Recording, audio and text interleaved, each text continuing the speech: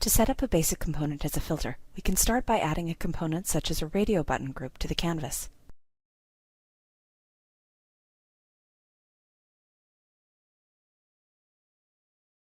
Next, we'll define the values to be selected using the radio buttons.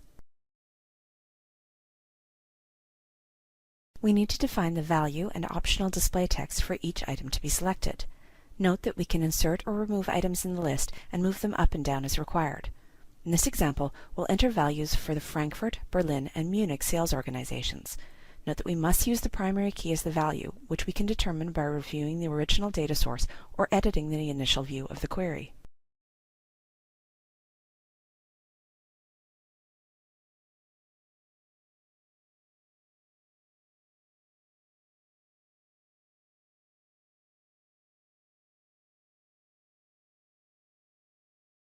Now we can create a script to define what action takes place when a selection is made.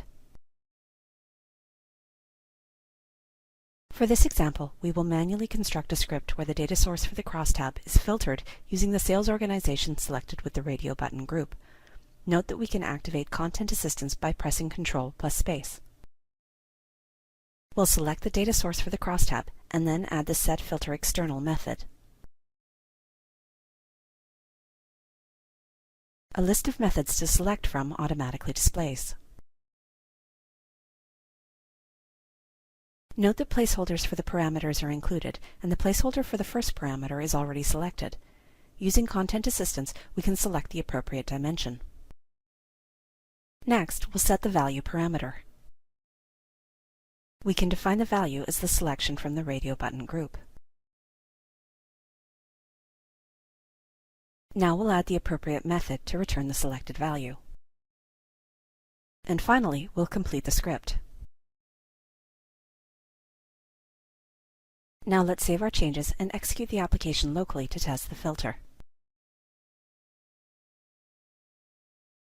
Let's select a sales organization. Note that the values in the crosstab change. Let's try selecting another sales organization. The values change again. We have successfully set up a basic component as a filter. Visit www.sap.com/learnbi for more tutorials on Design Studio and other SAP Business Intelligence products.